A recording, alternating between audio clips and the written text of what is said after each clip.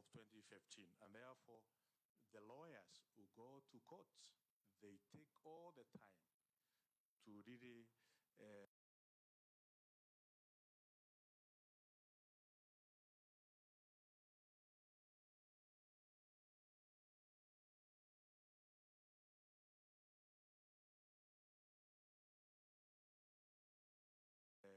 praise this term in appropriate place. So that's why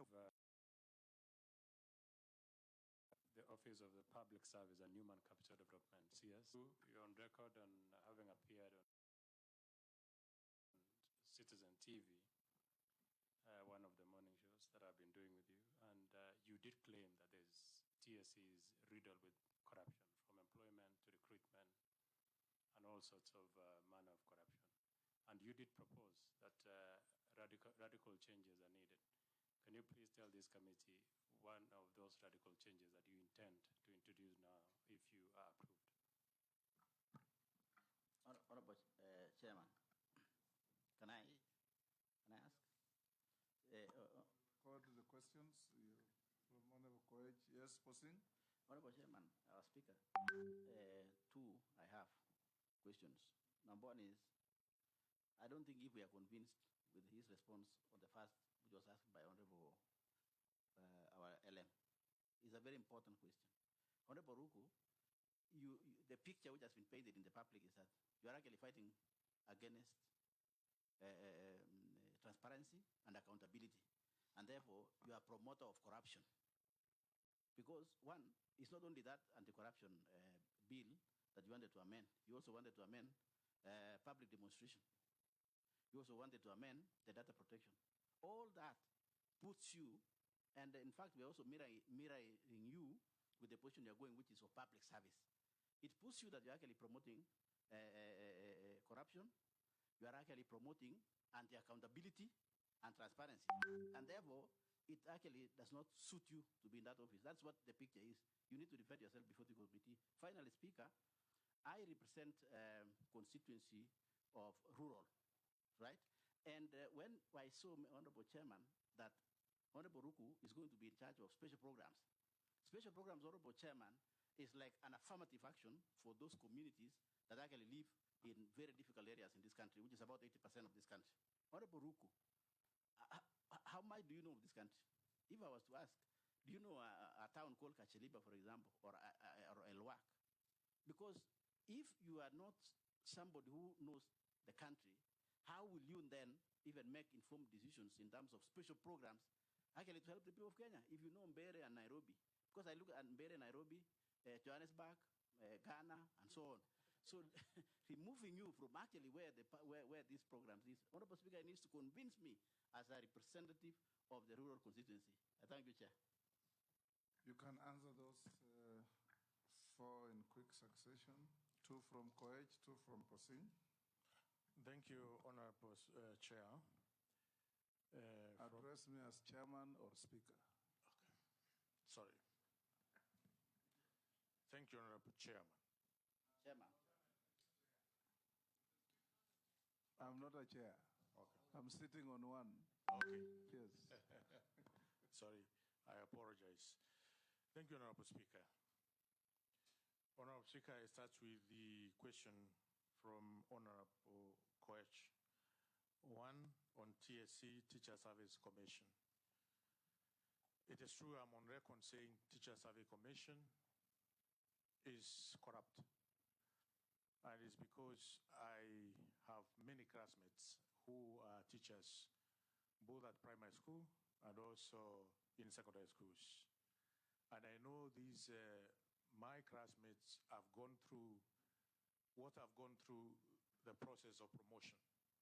Some of them are not able to get promoted on merit. And in our sub-counties across the Republic, we have some corrupt individuals within Teacher Service Commission, at the sub-county level, who ask for bribes so that teachers can be promoted, whether in primary schools or in secondary schools. And as a representative of Mbeere North, I felt this is not right. This should not be the case. And that's why I called Teacher Teacher Service Commission that the practice which some of their officers at the level of sub-county, they should be stopped. For me to ensure as a Cabinet Secretary in charge of public service, there are quite a number of recommendations which I will come up with. One is to look at the act which operationalized the commission, so that we see whether Teacher Service Commission is an extremely huge institution, whether it requires a number of directorates which are chaired independently, managed independently by probably 3 executive managers instead of 1. For instance, promotion and hiring of teachers, management of insurances. Honorable Ruku. Yes.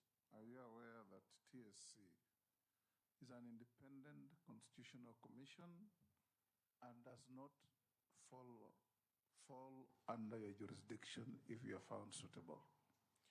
Yes, Honorable Chair, I'm aware, but also I'm aware as a Cabinet Secretary in charge of public service delivery, whether by police service, by teacher service, or by judicial service, must be efficient.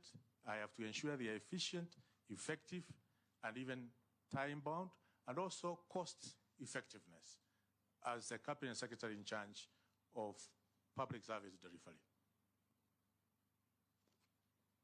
So moving forward, Honorable Speaker,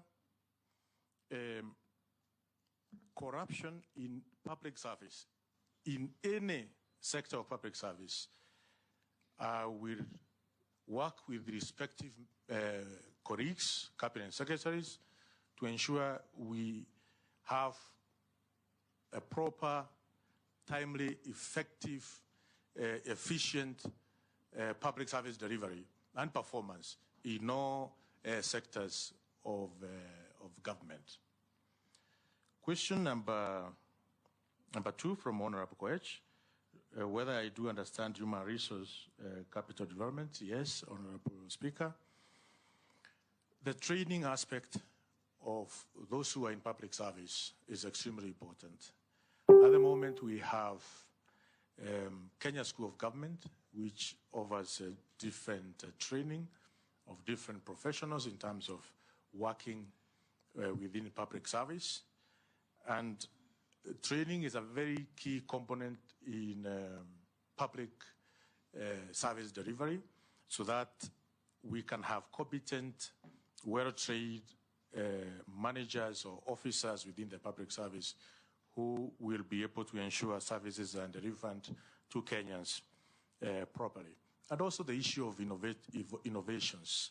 We have very innovative public servants who are coming up with different innovation, but that has not been taken care of properly, Honorable Speaker. And I will move with speed to ensure those who are within public service, they can be able to do research, they can be able to be innovative, so that, and even we can motivate them through some legal, we can come up with a legal framework on how to ensure they are properly compensated, the innovations are properly compensated, so that instead of having foreign innovations coming to our government, we have local Kenyans, we have individuals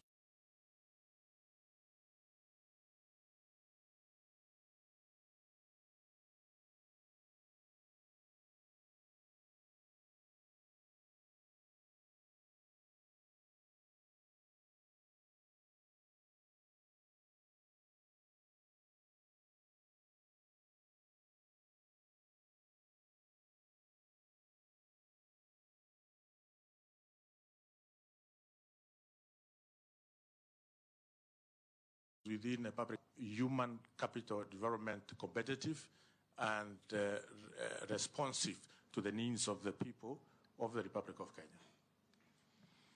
The question on whether I know Kenya, whether I have a good picture as far as Kenya is concerned. Honorable Speaker, yes, it is true I have traveled across this republic in my different capacities.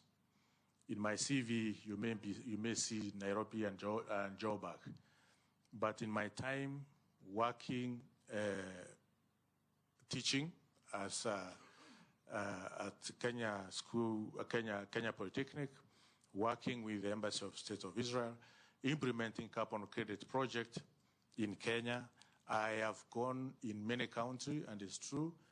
For instance, we were doing a different research in Kapenguria.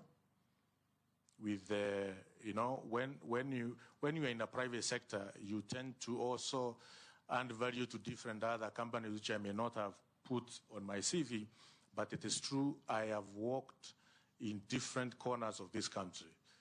True, I have not been in a county like Mandera, but I have been in quite a number of, sorry? I have been in Kisumu County. I have been in Mombasa County. No. I'm just saying the counties which have been, and by the way, I come from a marginalized community, which is also a semi-arid. And when you look at the research, the issues affecting the people of Bere, where the constituencies which I represent, they are very, very similar to the issues affecting the people of Tana River, the issues of the people of Turkana and other corners of this country. Bere North is one of those constituencies that receive food distribution or food relief from the special program. And I know how this special program has really assisted the people of my community. And not only food distribution, also it is important to note that Bere North constituency receive porridge from Nakanek for all students, all pupils who are from PPP to all the way to grade 4. So my constituency, which is marginalized, is similar to all the constituencies which are marginalized in 23 counties, which are under arid and semi-arid areas. Therefore, having faced these challenges firsthand, having worked, talked to the people in the special program to distribute food relief to my constituency, having talked to the people in the Ministry of Education under the NACONEC to ensure the children of Bere North who are in Roa Primary School are getting porridge every morning. I know the challenges affecting the children of Kenya in semi-arid and arid counties in the Republic of Kenya. And I will endeavor to ensure not only my children who I was representing are getting porridge and getting relief food, but another relief commodities, but all similar constituencies we have under these 23 counties in the Republic of Kenya. The last question was about your legislative proposals. You come out as being anti-corruption. That's what he asked. Can you answer that? Honorable Speaker, if you read the objects of amendment of Anti-Corruption and Economic Crimes Act, we are very clear that the act seemed to criminalize frauds within the Public Procurement Act, which essentially should be criminalized. But at the same time, the criminalization of these frauds should not also make Kenyans, taxpayers' money be lost in an undue process of prosecution and investigation. Honorable Speaker and my colleague, Honorable 𝐊𝐤𝐫𝐤𝐧𝐠𝐚, will agree with me. Many cases, many corruption cases have been withdrawn. Many corruption cases have been acquitted. But monies, huge amount of monies, taxpayers' monies were lost. Acquittals have been there, Withdrawals have been there, but monies from taxpayers were lost. We have not seen anyone asking that question. What happens? Because we are quitting this, but monies were lost. So there are other methods to ensure we are not going to lose money through corruption and at the same time lose monies through investigation and prosecution processes. That Kenyans lose two ways, through corruption and through administration of justice. So I am not in any way trying to promote corruption. Number two, Honorable Speaker, about the Assembly and Demonstration Bill. The Assembly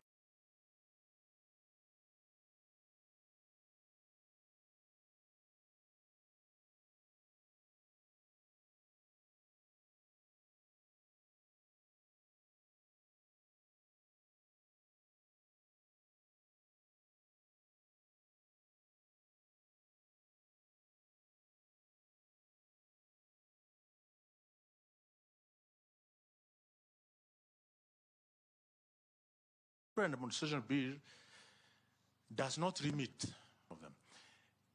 What this Assembly and Demonstration Bill is trying to endeavor is to protect the rights of other persons who may not participate in demonstrations, in assemblies, in picketings, and presentation of petition to public authorities. They have also the right to enjoy the natural state of environment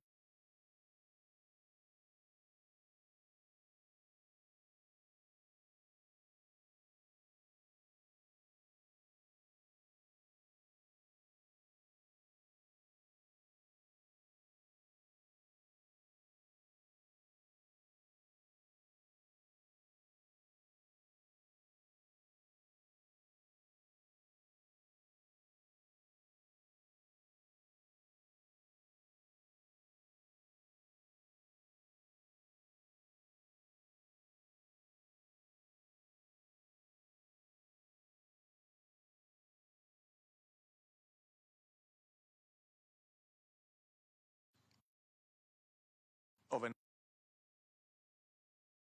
environment which they conduct their business in. They have the right to demonstration.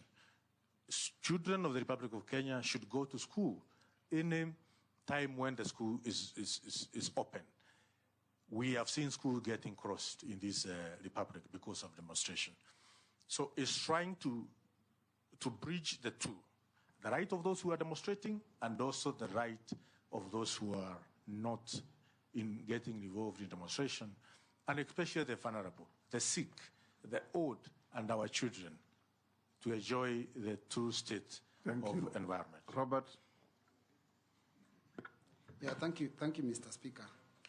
The Honorable Ruku, you're being proposed to be CS for public service and human capital. So there's a point of order from UNET. Speaker, before we move forward, you see, the nominee is saying he's not limiting, he's not doing limitations of rights that have been given by the Constitution. Mr. Speaker, the Constitution provided in an Article 37, every person has the right peaceably and unarmed to assemble, to demonstrate, to picket, and to present petitions to public authorities. And it did not say there, Parliament should come up with the legislation to implement that article. It is very clear in the Constitution that so long as you are peaceful and you are unarmed, then you are allowed to participate. But now you are bringing extra conditions to the Constitution that school children going, sick people, nobody is interested in those ones. Weren't you not curtailing this freedom enshrined in the Constitution? And if the people are armed and they're not peaceful, then it becomes a security issue now. The security people have the legal mandate to deal with such cases. Why are you not using Parliament to curtail that right? Thank you, Honorable Speaker. Article 37 gives two conditions for Kenyans to be able to enjoy the right to assemble, to demonstrate, to picket, and to present petitions to public authorities. These conditions are peaceably and unarmed. Honorable Speaker, we know we have seen armed demonstrations, violent demonstrations in the Republic of Kenya. For instance, 1 week ago, we saw doctors demonstrating at the gate of the National Assembly. It was peaceful. It was not armed. That is what the Constitution talks about. Such kind of demonstrations are so much encouraged and well taken care of under the Article 37. Mr. Speaker, but also, Honorable Chair, we have seen destruction of superhighway because of demonstration. We have seen Kenyans losing life during demonstration. We have seen many Kenyans losing property, supermarkets across the Republic, along Rudhuri Avenue, destroyed, supermarkets of one of the honorable members from Kieni, completely destroyed because of demonstration. So as long as we have peaceful demonstration, we have seen teachers demonstrating peacefully and unarmed. Those demonstrations are the intent and the letter of Article 37 of our Constitution. But the demonstration which we have seen where we have lost lives, where we have lost property, where destruction of national infrastructure or installations, those demonstrations are not foreseen in our Constitution. Thank you, Honorable Speaker. Yes, no, I'll not allow that. Robert? Yeah, thank you, Mr. Speaker, but it's If important we have to time, tell I'll him, give you an opportunity later. Robert? It's important to remind the CS that, in fact, a lot of loss of lives in those demos came from police bullets, not the demonstrators. Now, these nominees for the Office of Public Service and Human Capital Development, and this nomination comes at a time when our public service is reeling under excessive deductions in their salaries because of additional taxation and, of course, increase in the deductions from NSSF and even the health fund. Now, and you know that, of course, salaries have not also gone up commensurate. Now, in one of the TV shows that you frequented very, very much, you did support very, very strongly the introduction of a tax that had been proposed for vehicles. In fact, you said when people have vehicles, then basically that is an income-making tool and that they should pay taxes. As you go to this office, do you still hold that view? Now, the second question is that recently one of our colleagues was captured telling fellow colleagues that they need to support the regime because when you support the regime, then you can be given letters to go and appoint people in your constituencies. And that was for Teacher Service Commission. Now, this is another commission that employs on behalf of government. So my question is, what are you going to do to ensure that there is not skewed employment and that employment does not become, a preserve only of those that are in the ruling party? Thank you, Mr. Chairman. Owen? Thank you. I've already said public service, TSC is independent. Yes. And they employ on their own. They will never refer to you when they are employing.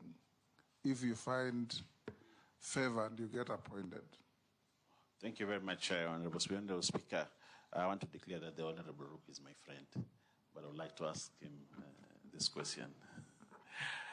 That the Honorable Rook is on record many a times propagating and promoting Mogoka, which is actually a very harmful substance among the youth. And it is also on record that he initiated the process of redefining Mira in the statutes to include Mogoka. And we know Mogoka is a very harmful substance to many, many young people. And he's been actually at the forefront to push for it being legal and being consumed and to profit his people. I want to use that, his people, those that he represents. assuming that this committee actually approves you, Honorable Ruku, how are you going to shed off this tag that you only belong to the Mbere people and the Embu people that grow Mira? And how are you going to now take the other road that you have to protect the children of the people that serve in the ministry that are going to serve from the harmful effects of Mogoka? I thank you, Honorable Speaker. Let's take one more, Millie.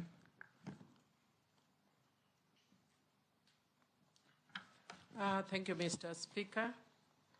Mr. Speaker, the question that I'd like to ask is, despite the responses that has been given by Honorable Ruku, it's really clear that your mind frame, while serving as a member of parliament, was more towards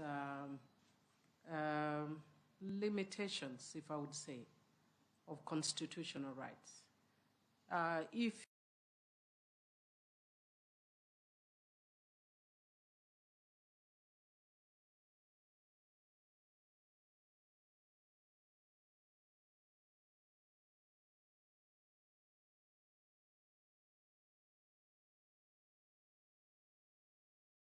you are taken or if you take up this position, you will definitely be taking on a different role where you are not serving a constituency, but you are serving Kenya as a whole. When I look at your CV, in your earlier life, you worked, that's the reason that you have deviated a little over the years.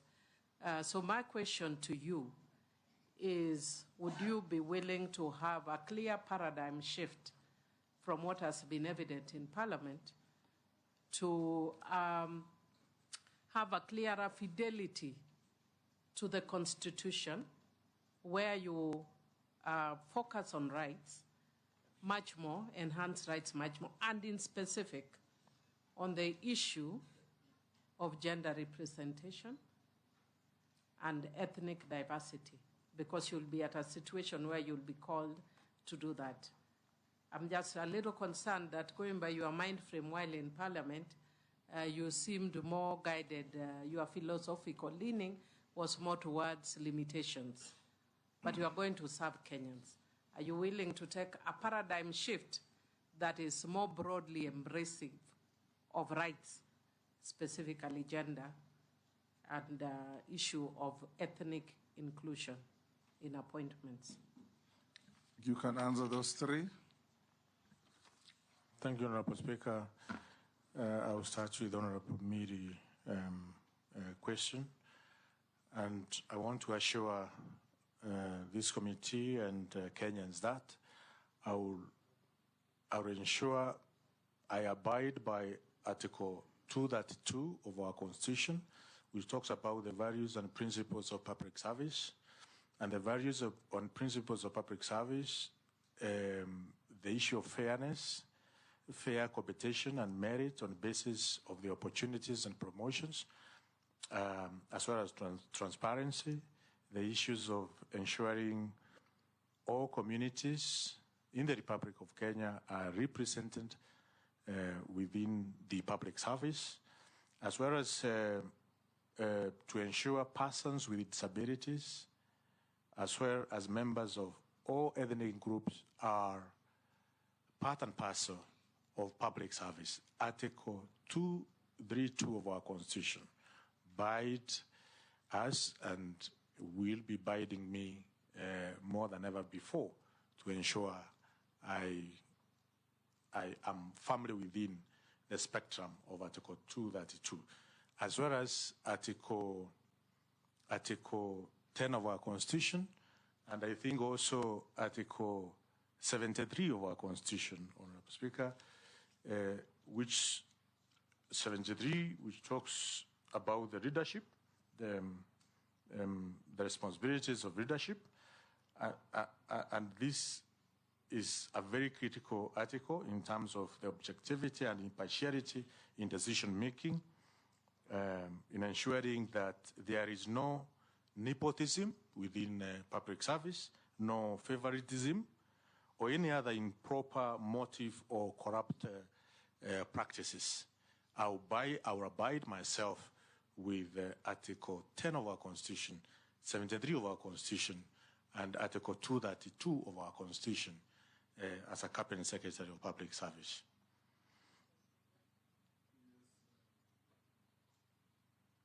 Thank you. I think that's a good, fair comment. I'm just wondering, because you focus a lot on the issue of equality, I don't know what your perspectives in the Constitution are on equity, which is affirmative action, because you've not mentioned the component of gender.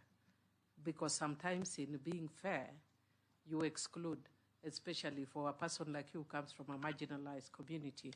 How do you intend to ensure that women are included, minorities are included? Of course, you've mentioned disability, so I won't harp on that. Thank you, Honorable Speaker. Honorable Speaker, I'm record on ASANS. I asked a question directed to Teacher Service Commission and also Public Service Commission on matters equity, on the issues to do with equity, and they responded my question. So even as a member of parliament, I'm on record having asked a question on equity, and probably I can directly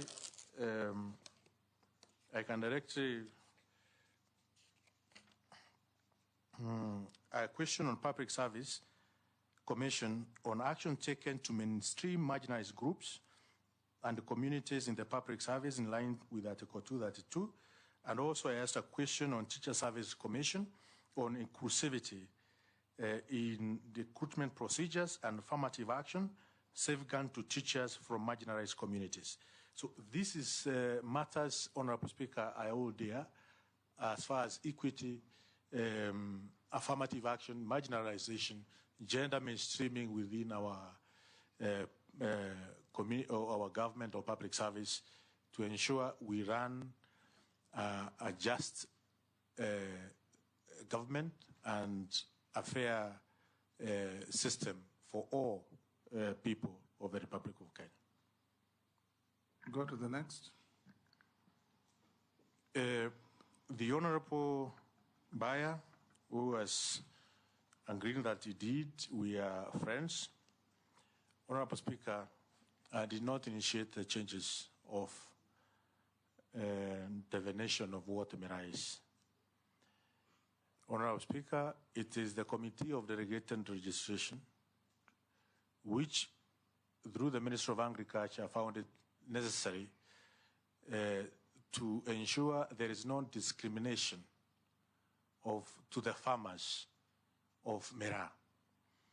MIRA or Mogoka is one plant genetically. In genetics terms, we call it Eduris. I'm forgetting the other botanical name of MIRA. Eduris endaris. Eduris. Eduris? No.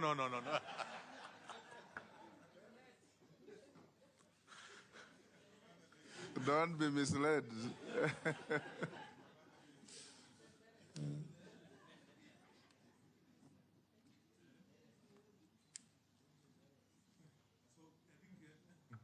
No.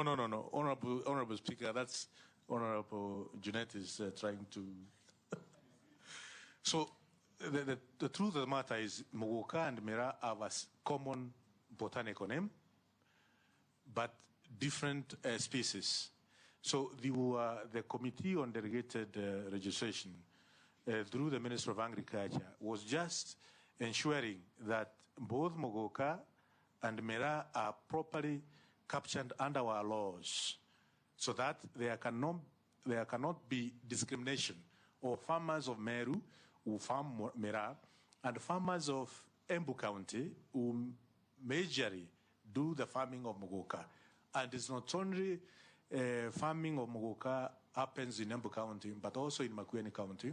At the moment in Nyeri County, in Murang'a County, also in Nakuru County, even Machakos County, we have farmers who are doing the farming of Muguka. In Meru University, Honorable Speaker, we have an institute which is dedicated to the research of Mera. And all the matters, all the questions in terms of what my Honorable Mbaya is trying to claim, that Muguka is harmful, Mera is harmful, these are questions which can be answered by a government institution known as Institutes of Mera under the University of Meru, where we have researchers or professors doing the research in matters Muguka, matters Mera. And not only the chewing of Mera, but also value addition of Muguka and Mera. They have been found, there are research which have been documented and actually published in scientific journals on the benefits of Muguka, the benefit of Mera. There are scientific published journals from Meru University, also from the School of Biochemistry, Kenyatta University, done by one Professor Mario Pierongoge, who is a very good researcher now, the acting dean of School of Applied and Pure Sciences, Kenyatta University. He has done research on Muguka and Mera and medicinal value of this crop.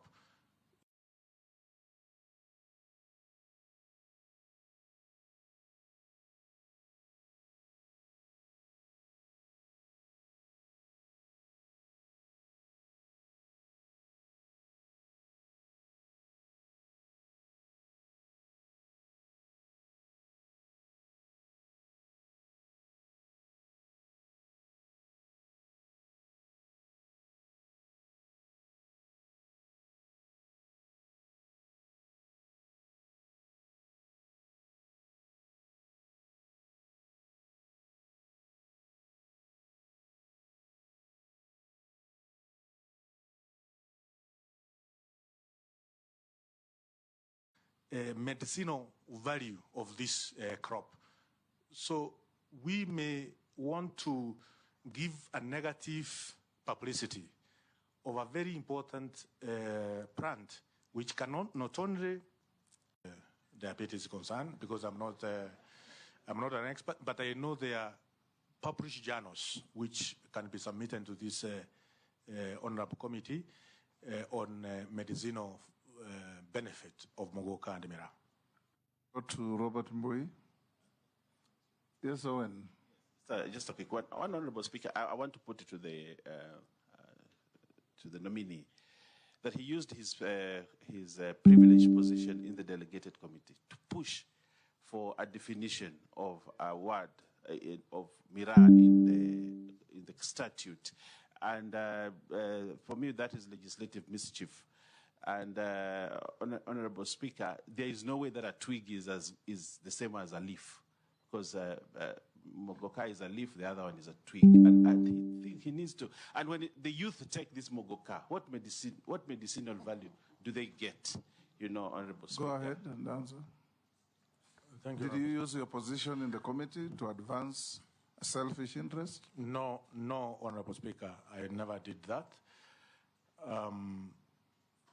We are more than 20, it's a committee of 21 members. And Honorable Speaker, I've only served as a member of the National Assembly for only 2.5 years. I don't think I have all those powers and,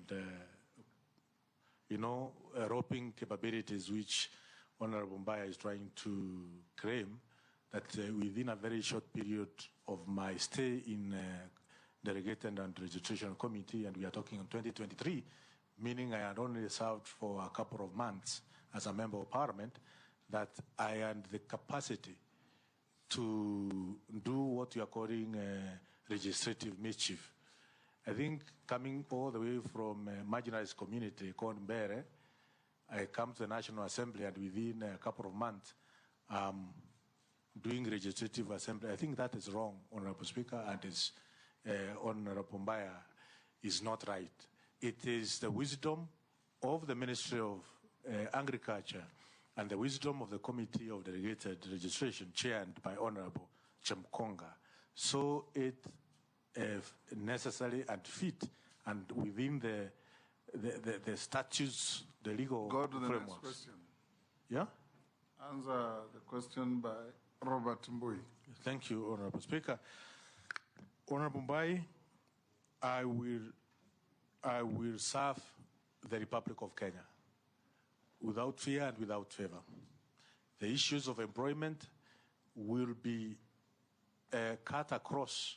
The face of Kenya must be seen as per our Constitution, as per Article 232 of our Constitution. As a Cabinet Secretary in charge of public service, I will ensure these are issues which are mainstreamed within the public service. No nepotism as far as employment is concerned. When you talk about Public Service Commission, it is an independent, is a commission, is a constitutional commission. They have their clear-cut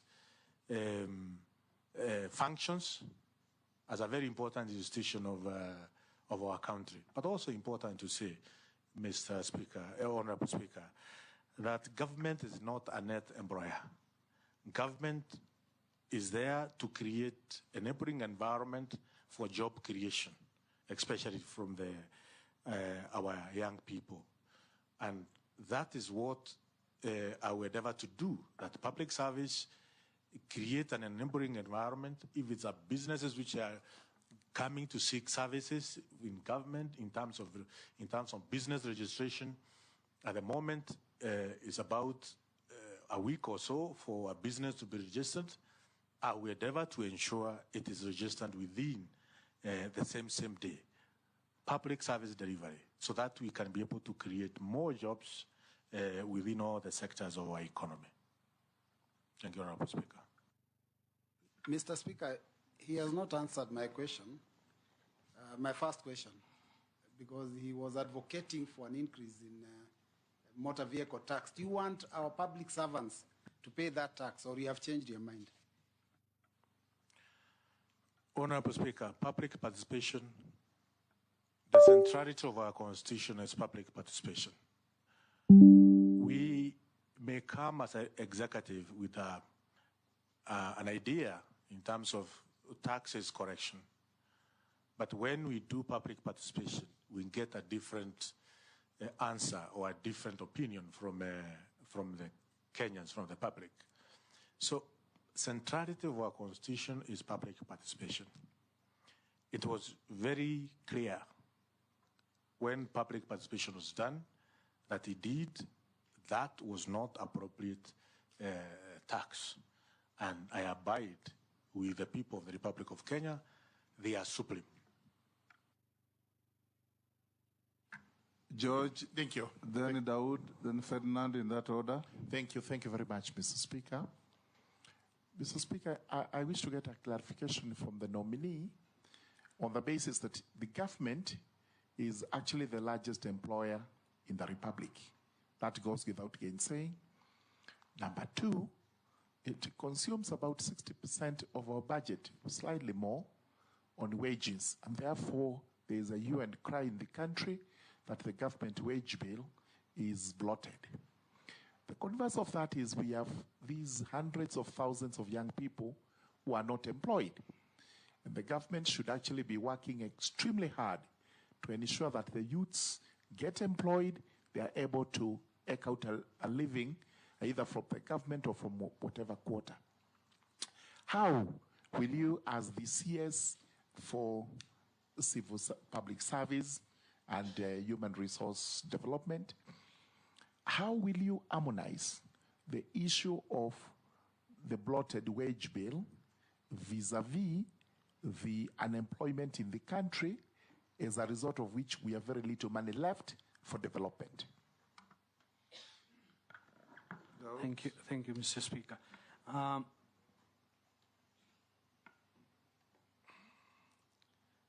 If the nominee is ready, can I? We've heard a lot about ghost workers all over the public service, in the counties and all that. How do you intend to tackle the ghost worker phenomenon in the country so that we can reduce the wage bill? Secondly, there is a bill in Parliament which seeks to take away some of the powers of the Public Service Commission.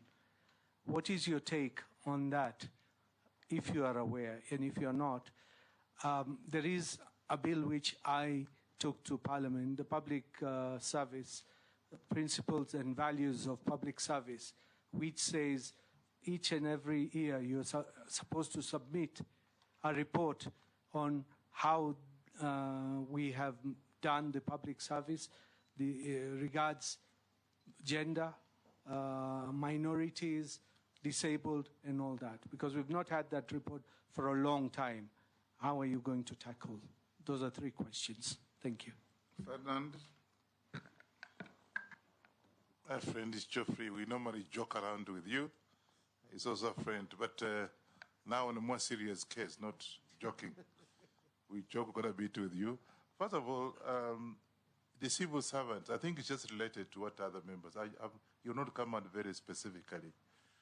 Civil servants are really not motivated. And now with that energy of yours, you go to become a minister, hopefully you will. How are you going to assist the civil servant to be motivated in their services? Because first of all, salaries are not very good, and you know that very well. And so most of the civil servants you go around are very motivated. How are you going to do that? We want to bring this country to where it was years back. The other one is that so very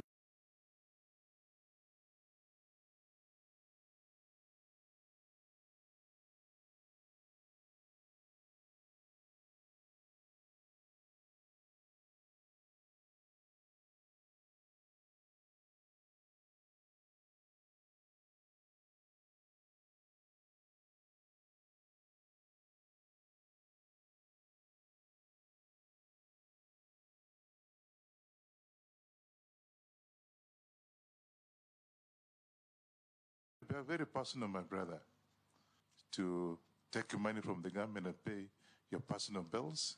How are you going to do that, my brother? Don't cause the nominee. How are you going to do that, my brother? Don't cause the nominee. He's just a nominee, he's not your brother. No, we call each other brothers. I've carried this forward. So for purposes of this, for the purpose of this, just a nominee. Yeah, you are a nominee. Yes. How are you sorting out these problems? Thank you. And answer Morogara, Dawood, and Ferdinand. Thank you, Honorable Speaker. I'll start with the issue of ghost workers. It is true, we have experiencing ghost workers within public service. And my definition of ghost workers, Honorable Speaker, is anybody who is employed by government or offering public service who report to work and disappears after 10 or so minutes. We have cases where doctors will go, or clinical officers, or even nurses will report to work, and within 10 minutes, Honorable Speaker, they are out of dispensary, out of the hospital, to other clinics within the surroundings. Those are ghost workers. We have procurement officers, Mr. Speaker, who have ensured government vehicles which are supposed to be disposed are relying on parking yards for years. So government end up losing huge amount of money when it comes to disposing some of these vehicles. Public procurement officers who cannot ensure the disposal of public assets are done in a timely manner, it end up making government lose money. These are ghost workers. And I will come up with information technology, or rather a system we put a system in place which can be able to link all the government institutions. All the government institutions can be able to talk to each other in matters of civil servants who are reporting to work. The timesheet is an extremely important component moving forward, that once you go to your place of work, we are supposed to know you have reported at what time and your output, what you have done that particular day, and what time did you leave your workstation.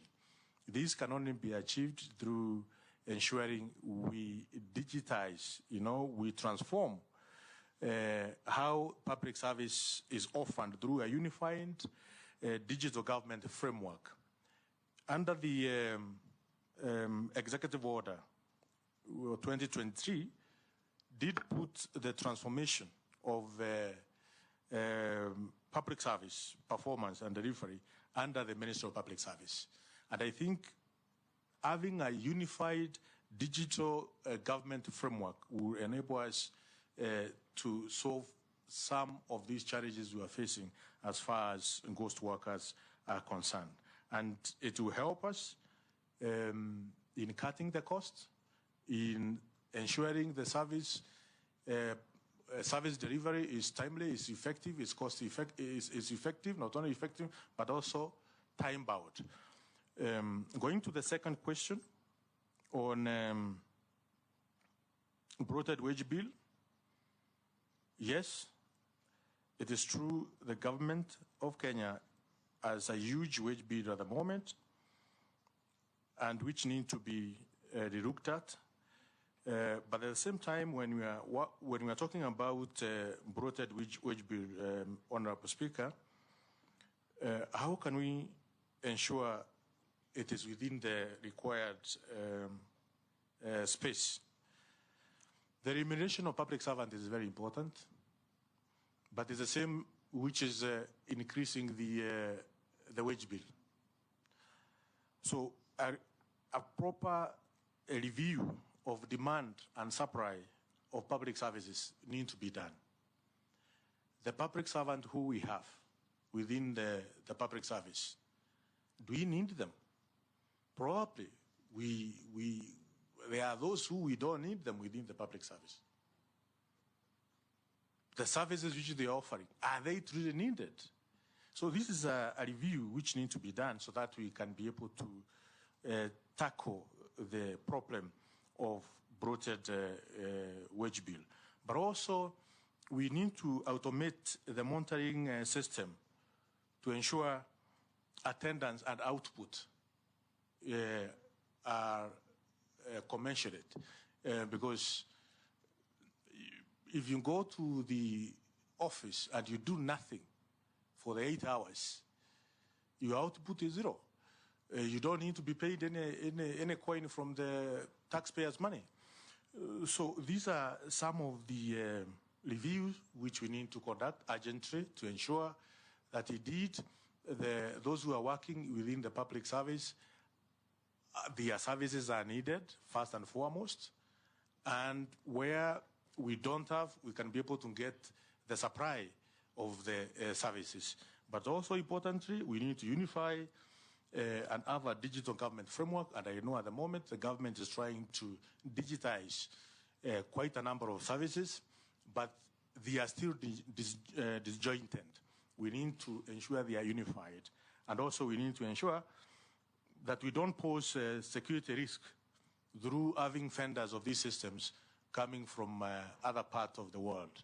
We need to develop our local solution to ensure we don't pose security risk to our very vital information. So it must be a coordinated, sovereign, and cost-effective approach in terms of unifying a digital government framework. The other question is about motivation of civil servants. True, we have very hardworking civil servants who need to be motivated, but also at the same time we may be having some who are not very hardworking, and that's why the issues of service charter which used to be there are no longer very prominent at the moment.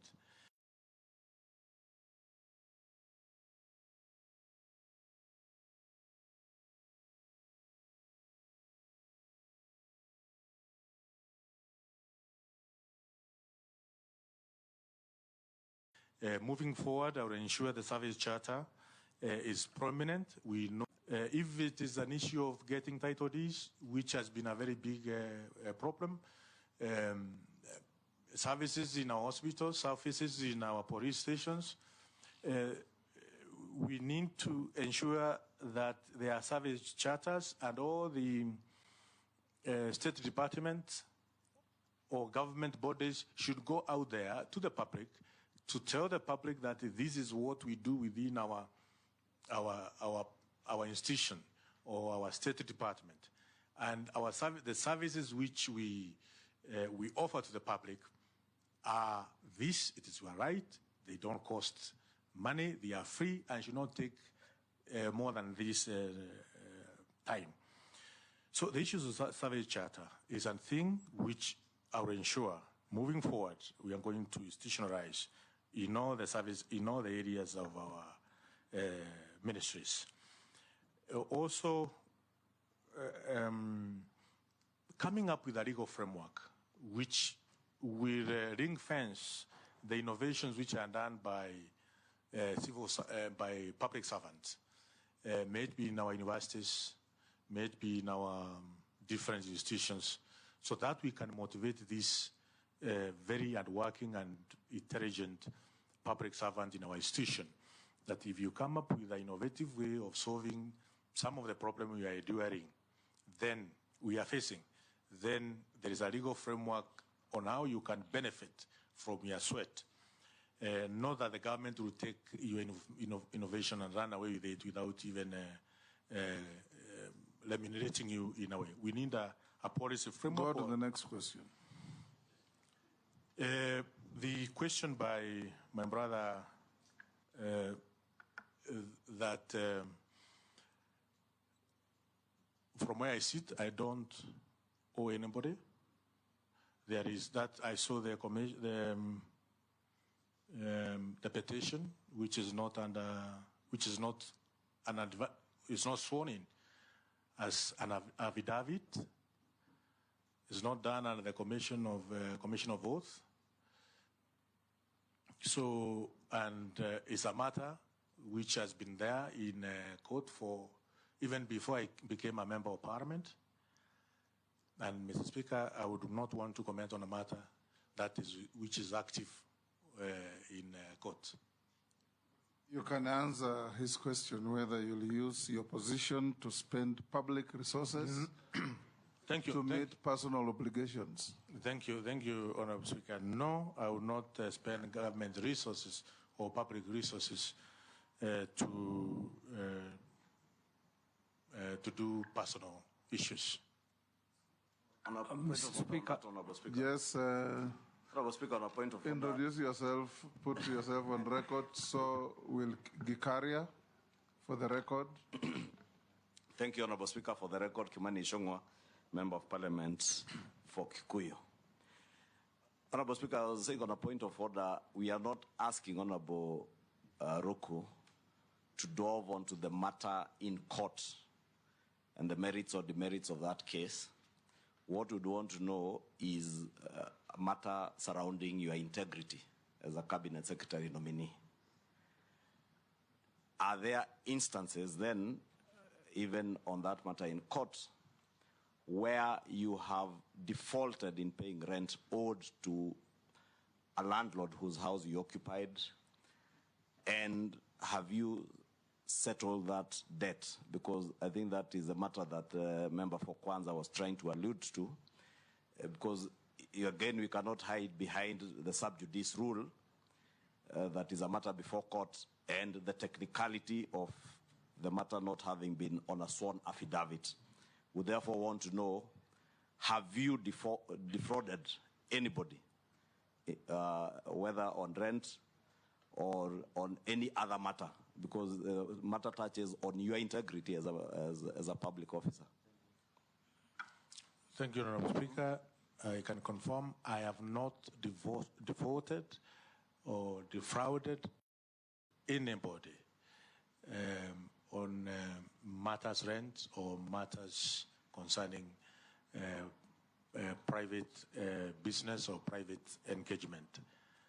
But we have very crooked people out there who may want to defraud you just because they think you have this title.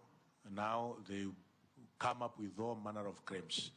That's why, Honorable Speaker, I categorically say no to some of such individuals. Yes, Caleb.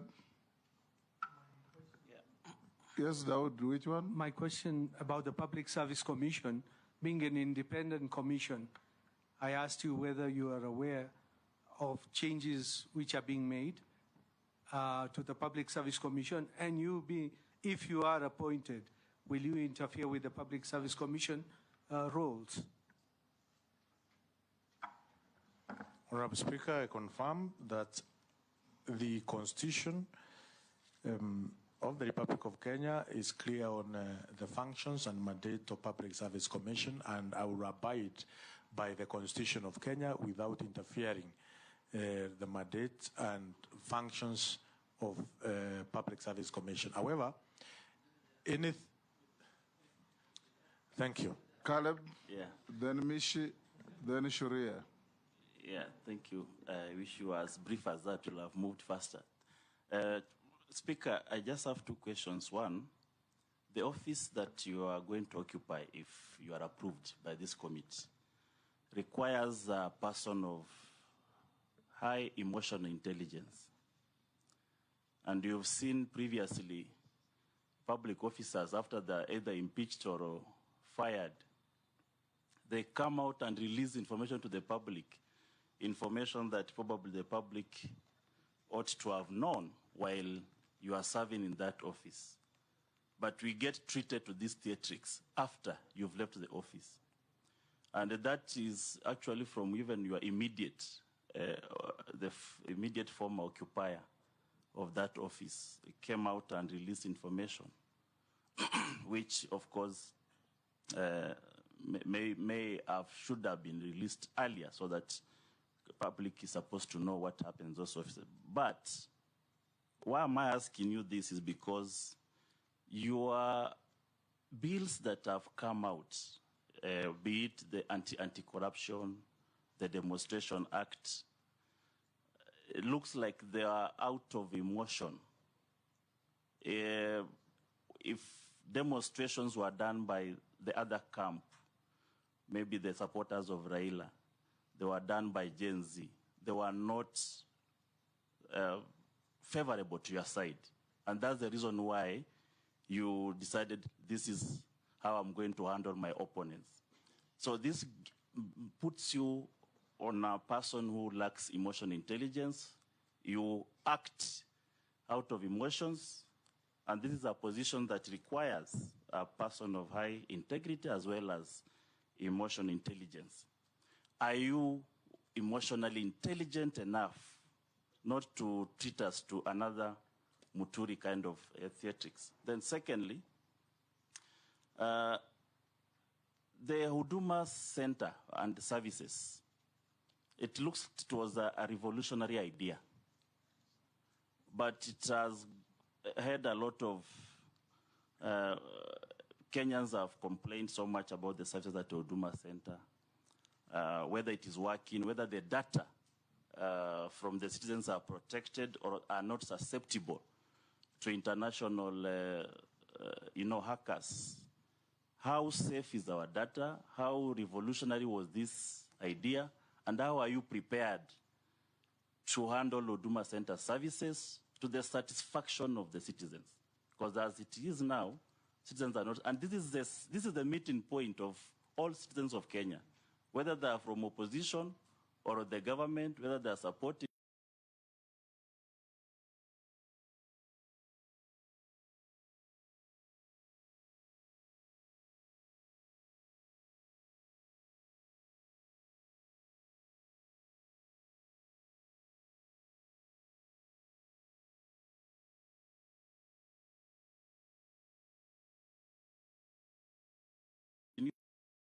or not, this is the meeting point of citizens. Direct recruitment powers.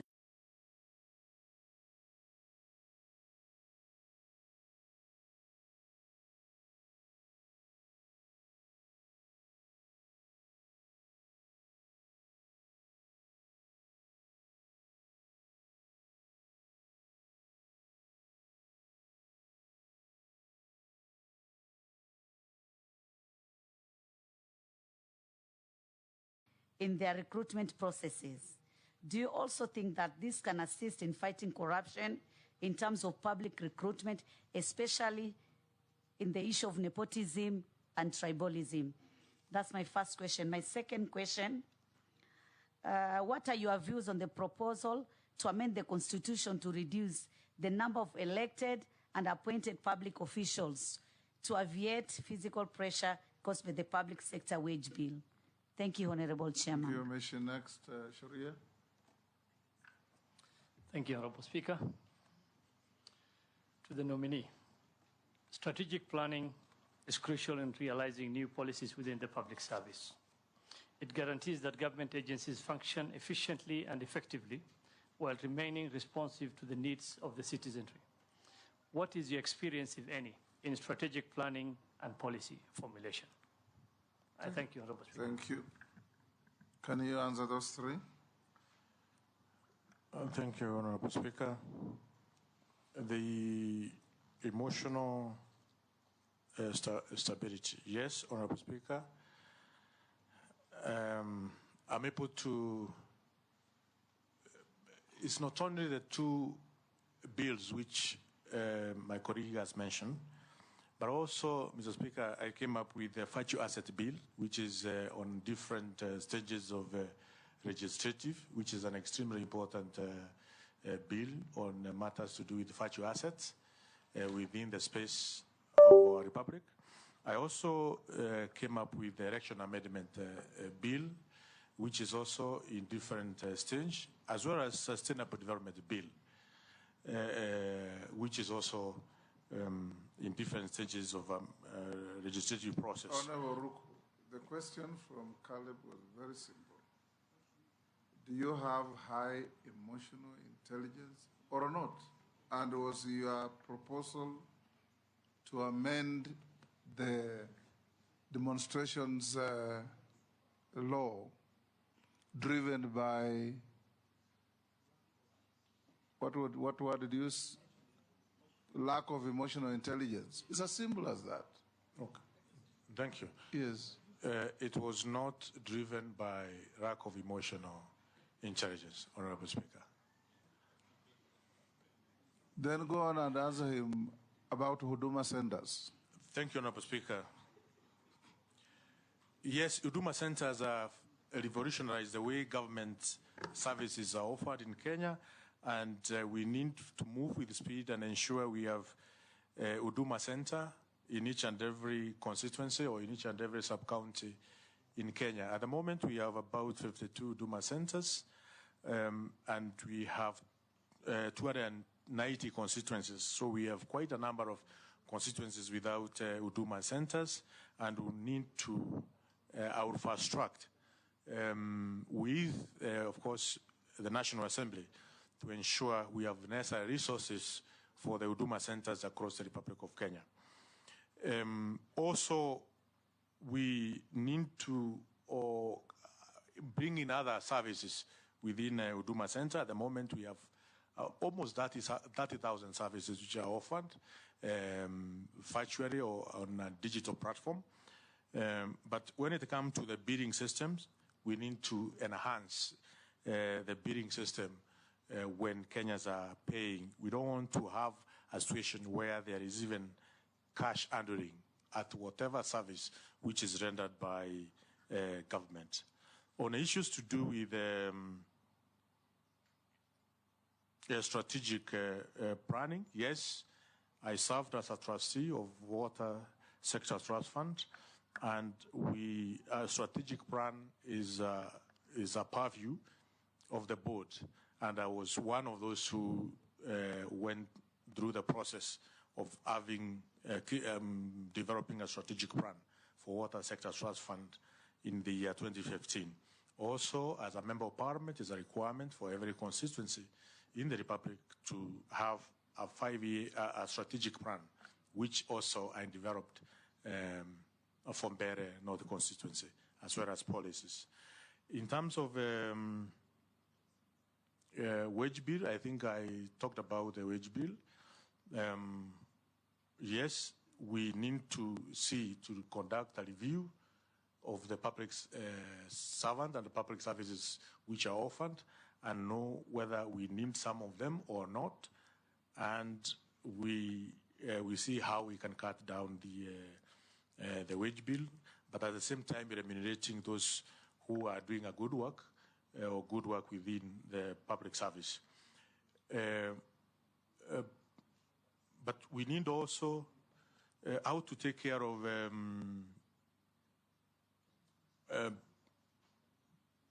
public. His question was, can you remind? Honorable Mishi asked that your predecessor supported autonomy for the AG's office to recruit on their own. Are you also going to support the dismembering of PSC to give autonomy to all other government entities to recruit on their own?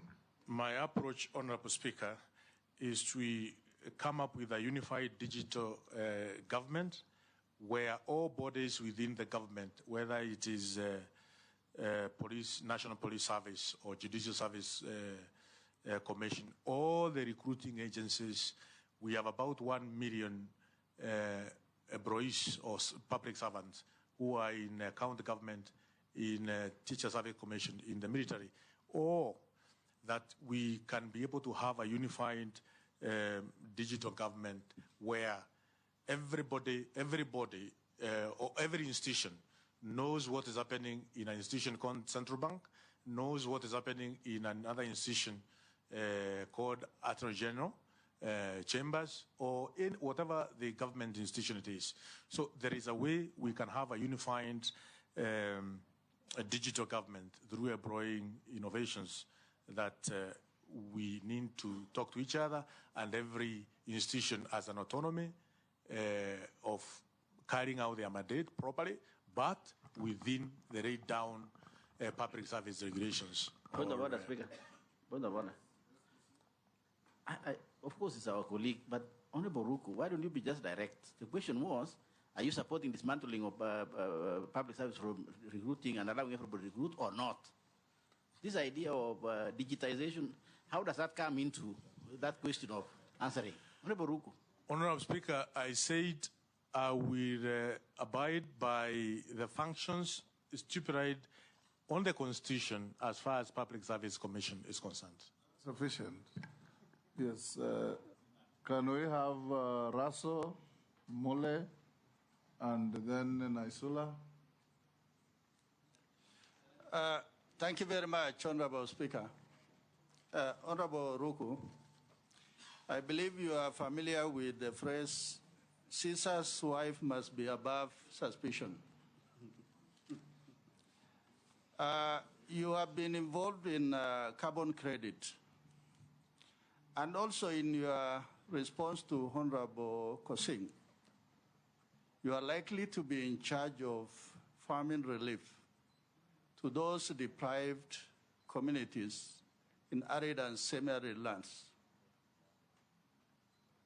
My question is, are we going to trust you that you sitting at an elevated position are not going to enrich yourself or those around you? My second question is, going through your CV, I note that you have not worked with mainstream government.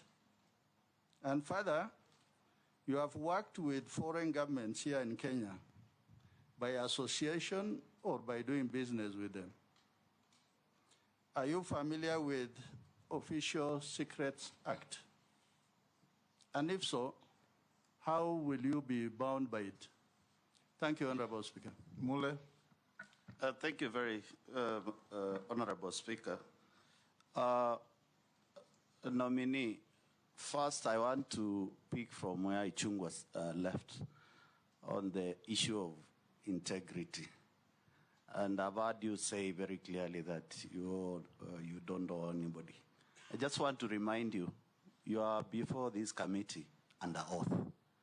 And if we sit down as a committee and we find that you lied to us, how do you want us to treat you as our colleague? Secondly, in the realignment of the government, it's perceived that everybody joining cabinet is an expert, and it can be alluded for the last nominations we have done. Are you experts in public matters? And what is your expertise? Thank you. Naisola? Thank you, Chairman. So, listening to my colleagues and most of the perceptions that are out there, you know, depending on the laws that you proposed. So it seems that, and even what others would think, you're abrasive on the positions that you take them so strongly. I'd be keen to hear from you what leadership skills you'll be bringing to the table, from hearing from you, and not just the perceptions that probably we have or colleagues might have that you'll be bringing to the table.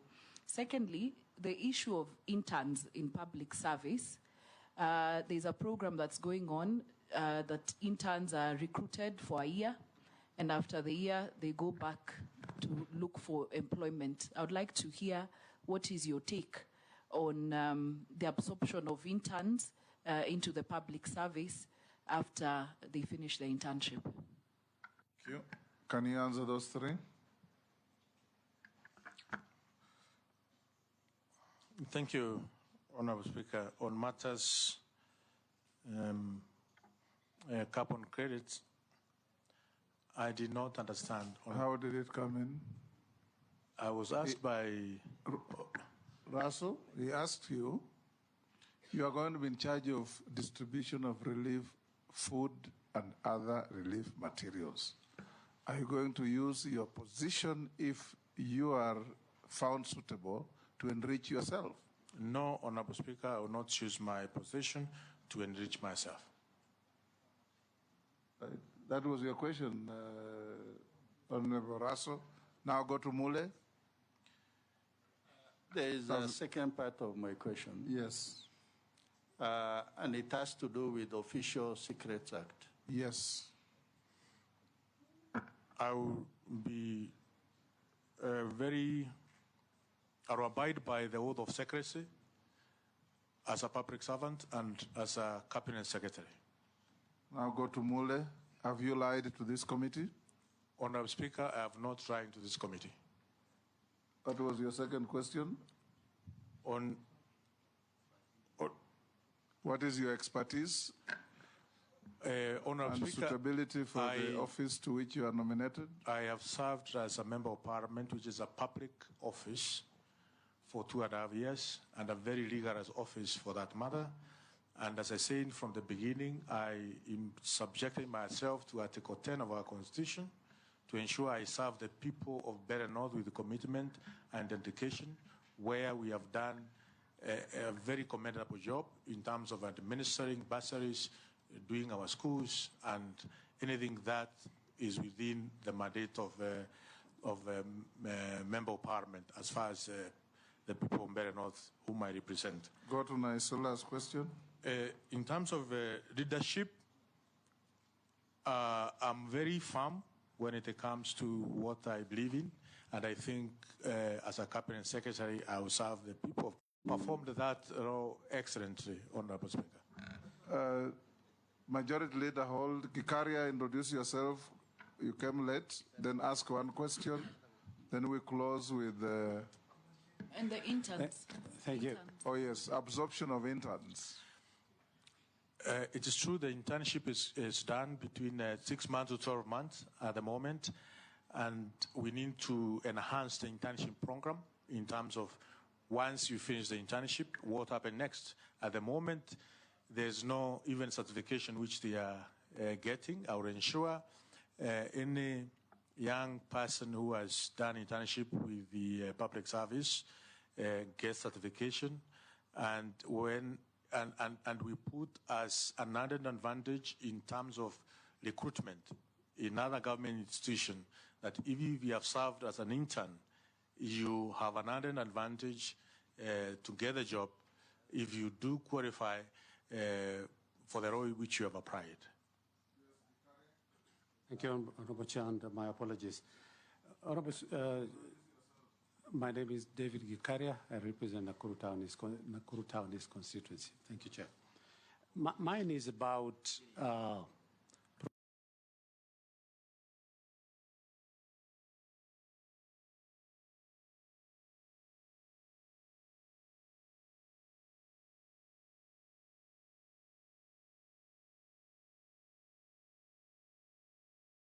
productivity from the public servants. Honorable Chair, occasionally it's a policy, a labor law policy where thousands of public servants do not proceed on leave for various reasons.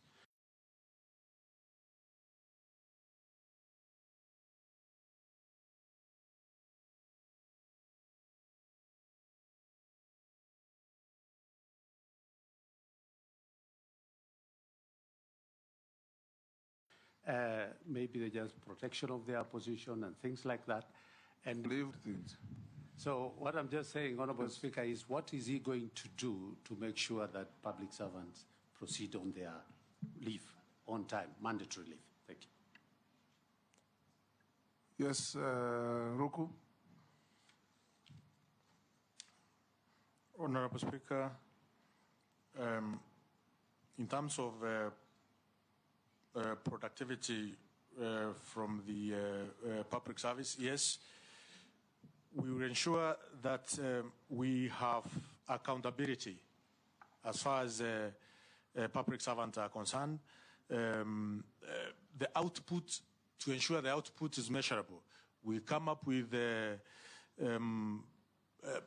such innovations as timesheets, which shows that indeed you have gone to workstation and you are doing as per the required of your workstation of your or other service which you are offering to the public.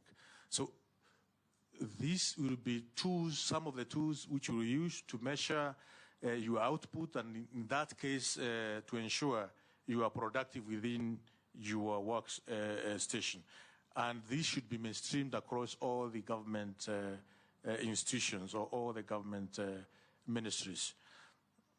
For instance, I can give an example, if you allow me, Honorable Speaker, that in judiciary, we have a prosecutor, we have an investigator, we have a magistrate, and if one of them is out of the workstation, one of them does not do his or her job properly, then the entire process is derailed.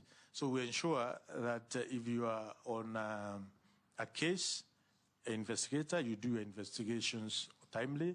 If you are a prosecutor, you don't go to a magistrate and request 2 months to do the investigations, you know. So that Kenyans can have value for their money. On retirement, the policy at the moment is that once you reach the age of 60, you should proceed to retirement.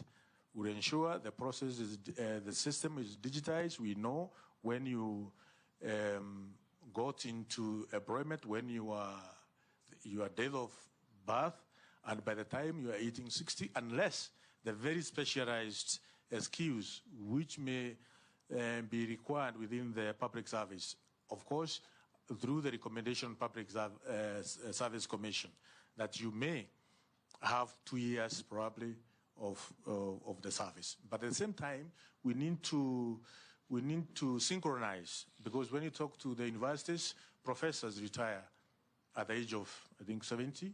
When you talk to judiciary, judges retire at the age of, I think, also 70. So we need to harmonize the retirement age. No, I have not said 270. I'm saying there's need to look the harmonization in terms of which is the right age, depending on the skills which you have for retirement. They should be skills-based. Majority Leader. Thank you, Honorable Speaker. Honorable Speaker, mine will be two very quick ones. One in relation to what I think either Robert or the member for Matungulu had asked on your experience. Because you've only served in public office for just 2.5 years. From your CV and everything, all the documents I've submitted, you've only been in public office as a member of parliament for the last 2.5 years. And you're now transitioning from elective office, having served only for 2 years, to an appointive office in the executive. We have seen in the recent past people who served for one term of parliament and transitioned to the executive become extremely arrogant, overbearing on other leaders, holding especially members of parliament with contempt. Are we likely to see the same arrogance, contempt for members of parliament and other elected leaders that we have seen with others who served before you in parliament for one term, now that you even served for half a term, not even one term? Do you see the hubris that we've seen before with you? Should you be approved by this House? My second question, Honorable Ruku, you have been a key defender of this government in and out of parliament, on national TV, in the villages in Embu. And the president from the executive has expressed his frustration with having cabinet secretaries who cannot espouse a single government policy, who cannot be there to speak for and on behalf of government. If you are approved and you are transition to the executive, are you now going to become too bossy to be seen to defend the same government that you are being appointed to? Will you be too bossy to interact and work with members of the public, or shall we see the same Ruko who was able to espouse government policy and government agenda on national TV? Are we going to continue seeing that side of Ruko in articulating government policy and communicating what government is doing to the Kenyan people from the executive? Hold Ruku. Mary Masa, you've just come late. Introduce yourself and ask only one question. Thank you, Speaker. I'm sorry I'm late. I was in another committee. Masa Mary is my name, MP South. Honorable Ruku, I just have one question. How are you going to ensure that there is transparency and accountability in public service, especially when it comes to recruitment into public service opportunities, which is perceived by the public to be a preserve of a few or a few regions? How are you going to ensure there is that equity? Thank you. Thank you so much. For Honorable Mase, I responded to that, Honorable Speaker, that the Constitution, Article 232 and 10 of our Constitution, I will abide by that to ensure no nepotism, no corruption as in employment, and more so within the public service. I'll go out of my way to ensure Article 232 is well followed. The question by the Honorable 𝐊𝐤𝐫𝐤𝐬𝐿, the Leader of Majority, I will work very closely with the leadership of the Parliament, National Assembly, and both Senate, in terms of the committees, the departmental committees. The question was, will you be bossy, condescending, and arrogant? I will not, Honorable Speaker. You will not see such kind of character from me.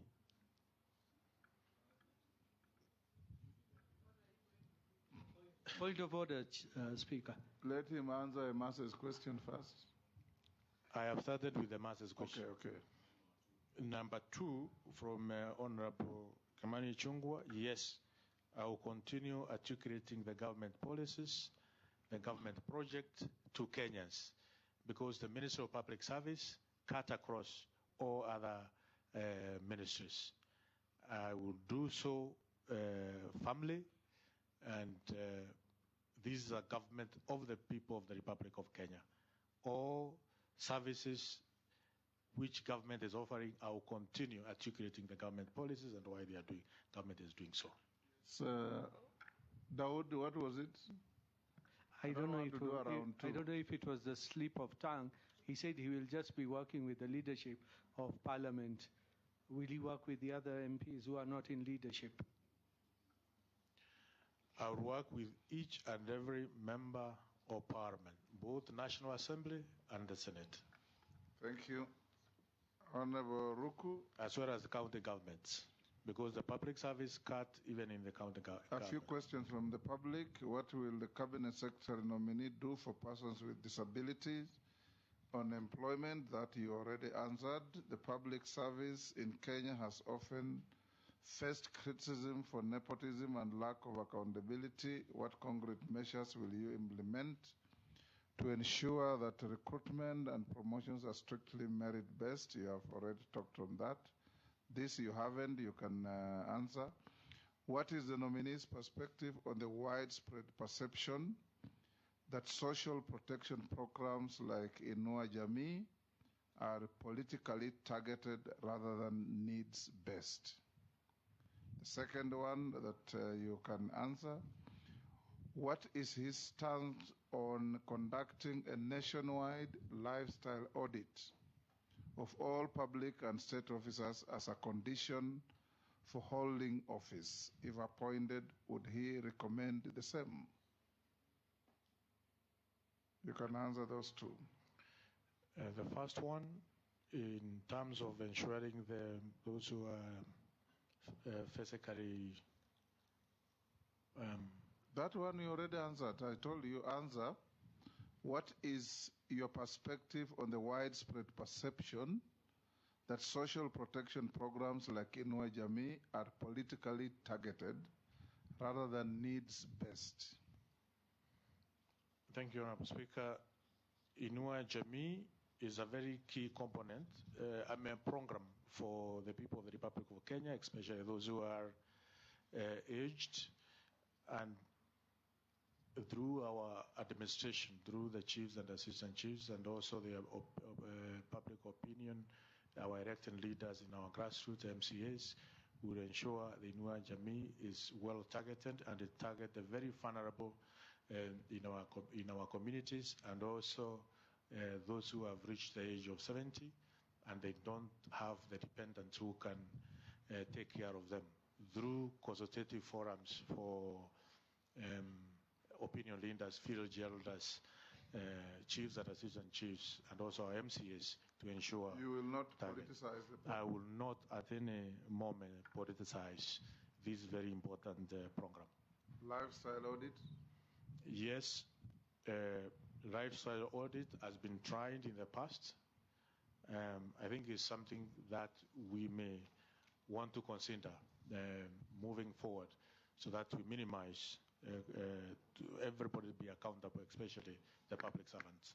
Thank you, Ruku. We'll ask you a few other questions. What is your net worth?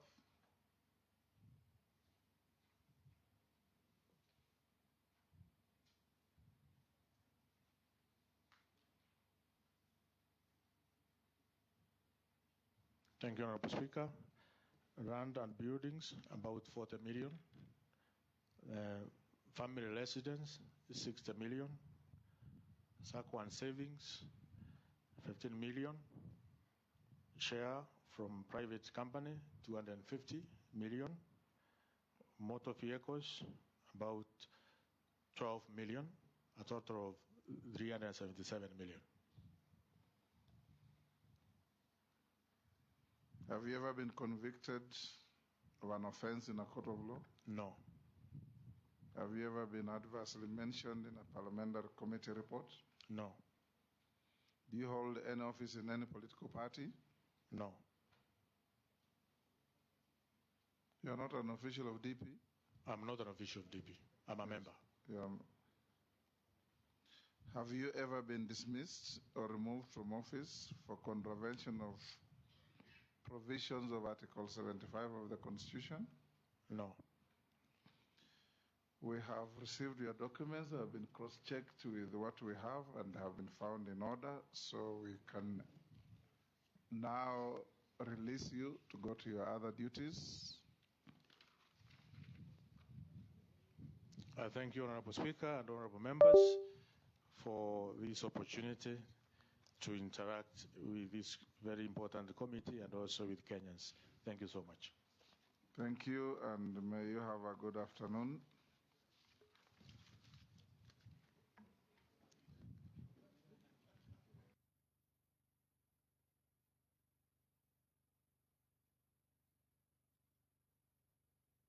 Honorable members, it's 3:10.